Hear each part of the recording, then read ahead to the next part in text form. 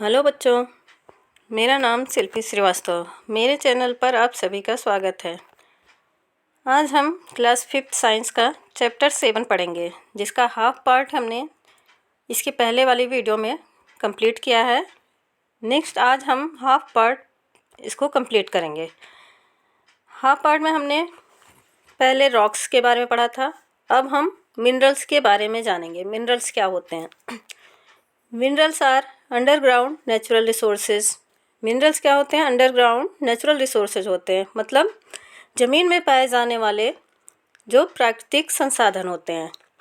Some minerals found in rocks are metallic and some are non metallic. कुछ minerals क्या है? Rocks में पाए जाते हैं, इनको मेटेलिक बोलते हैं, और कुछ को क्या है? नॉन मेटेलिक बोलते हैं। मेटेलिक मतलब जो धातु होती हैं, और नॉन मेटेलिक मतलब अधातु।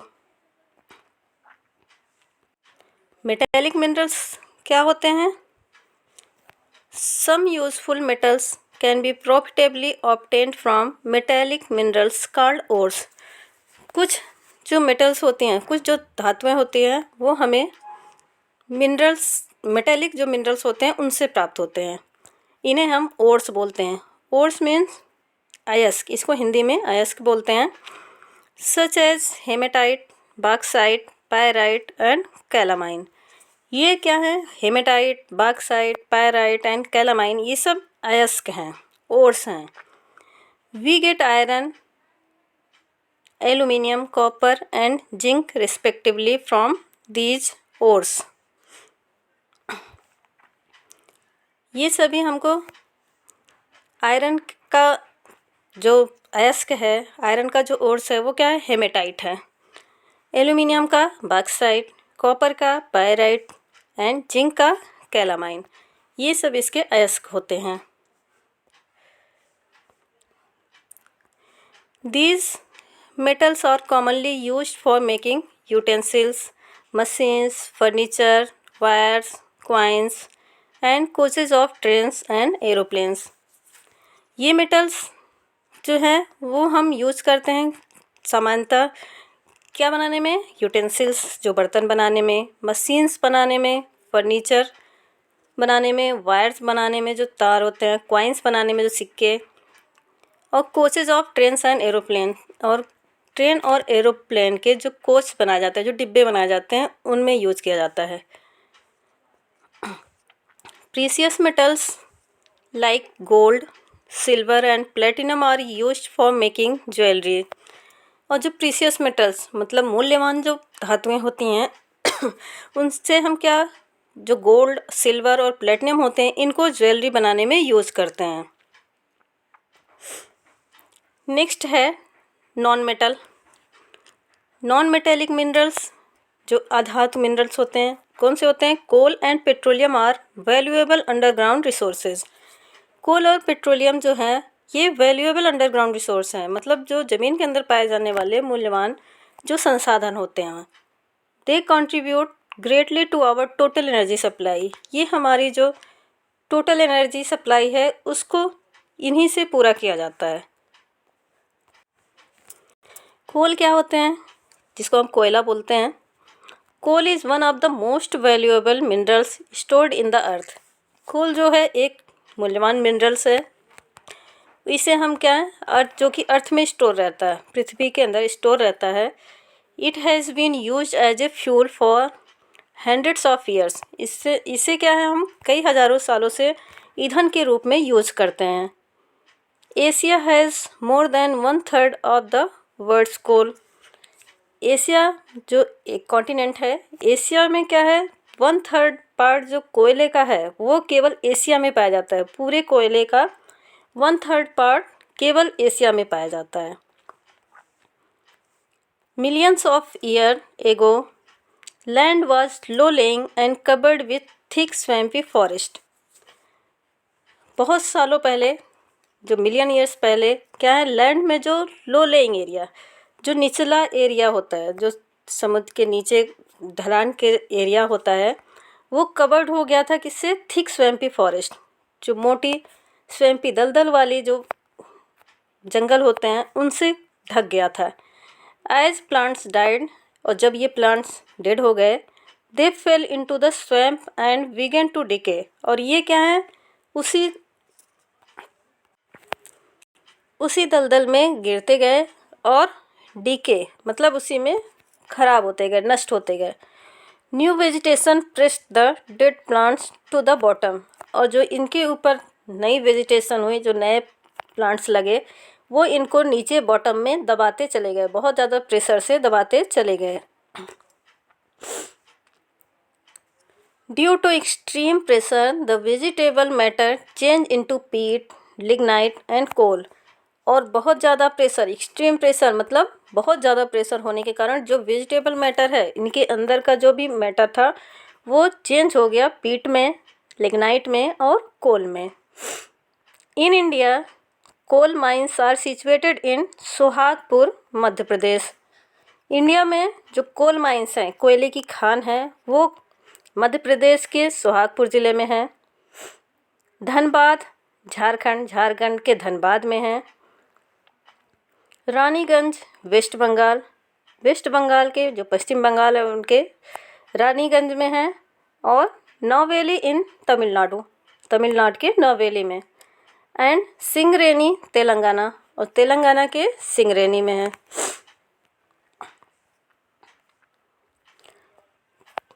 कोल का यूज़ क्या है?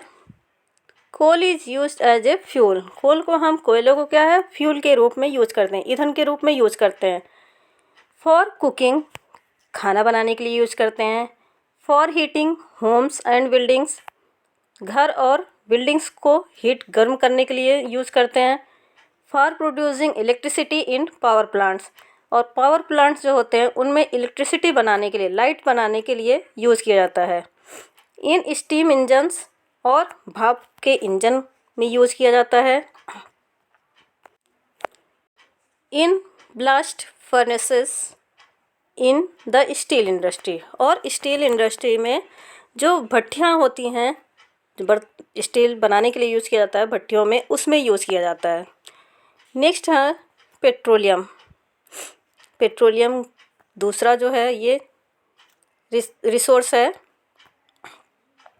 Half of the energy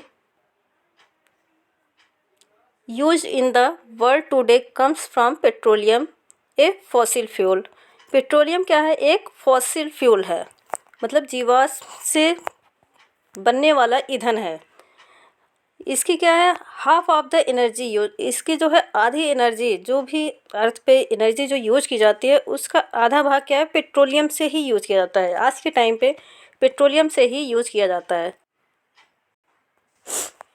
Petroleum or crude oils has several names like rock, oils, fossil fuel, black gold and liquid sunlight। Petroleum क्या है, एक क्रूड ऑयल होता है जिसको हम कई नामों से जानते हैं। इसको क्या है, रॉक ऑयल भी बोलते हैं, फॉसिल फ्यूल भी बोलते हैं, ब्लैक गोल्ड भी बोलते हैं एंड लिक्विड सनलाइट, इन सब नामों से इसको जाना जाता है। This fossil fuel is formed from the dead remains of ancient land and sea creature. ये फॉसिल फ्यूल जो बना है ये किससे बना है, dead remains of ancient land and sea creature, जो समुद्र में पाए जाने वाले या लैंड पे पाए जाने वाले प्राचीन काल के जो भी जीव या प्लांट थे उनके बचे हुए पार्ट से बना है। Millions of years ago The dead remains of these living things got buried in layers। Millions years पहले क्या है, ये जो भी लिविंग थिंग्स थे, चाहे वो प्लांट हो चाहे एनिमल्स हो, सब क्या है नीचे ज़मीन में लेयर्स के फॉर्म में दबती चली गई। And gradually change into oil and gas, और धीरे धीरे ये ऑयल और गैस में बदलती हुई चली गई। In India petroleum is obtained from many places. India में जो है पेट्रोलियम कई जगह से मिलता है। सम ऑफ दीज आर अंकलेश्वर इन गुजरात, इसमें से कुछ हैं जैसे गुजरात का अंकलेश्वर, डिगबोई इन असम का Digboi and Bombay high on the Mumbai coast, और मुंबई कोस्ट है उसका बॉम्बे हाई, यहाँ सबसे पेट्रोलियम निकाला जाता है। The main use of petroleum is as fuel in different forms. Petroleum का जो मेन यूज है वो क्या है, ईंधन के रूप में होता है। वो अलग अलग फॉर्म में यूज किया जाता है। It is also use for dry cleaning. इसको हम ड्राई क्लीनिंग में यूज करते हैं, जब कपड़े को ड्राई क्लीन कराते हैं तो ये ड्राई क्लीनिंग में यूज किया जाता है। It is use for making lubricating oil. इसको लुब्रिकेटिंग ऑयल के रूप में यूज करते हैं, प्रिंटिंग इंक के रूप में और मेडिसिन्स में यूज किया जाता है। इसको हम पैराफिन वैक्स बनाने में यूज करते हैं। Obtain from it is use to make candles, waterproof cartoons and polish. इससे क्या बनता है, कैंडल्स बनते हैं, वाटरप्रूफ कार्टून्स बनते हैं जो वाटरप्रूफ डिब्बे होते हैं, और पॉलिश के रूप में यूज किया जाता है। नेक्स्ट अब हम ये पढ़ेंगे कि कंजर्व नेचुरल रिसोर्स, कैसे हम नेचुरल रिसोर्स को कंजर्व कर सकते हैं, सुरक्षित रख सकते हैं। The earth has enough for everybody's need. Earth जो है सभी के लिए क्या है, पर्याप्त है। जो पृथ्वी है वो सभी लोगों के लिए पर्याप्त है, but not enough for everybody's greed. लेकिन सबके लालच के लिए उतनी पर्याप्त नहीं है कि सबकी अभिलाषाएं कितनी बहुत ज़्यादा हैं, तो उसके हिसाब से ये कम है। सेड महात्मा गांधी। ये किसने कहा था, महात्मा गांधी जी ने कहा था। We must conserve natural resources. हमें नेचुरल रिसोर्स को कंजर्व करना चाहिए, सुरक्षित रखना चाहिए। To save fuel at home we must keep our stove and machines in good conditions. और फ्यूल्स को बचा के, अपने ईंधन को बचा के हम अपने घर में क्या है, अपने जो स्टोव हैं, जो गैस चूल्हे हैं या कोई मशीन है, उनको अच्छी कंडीशन में रख सकते हैं।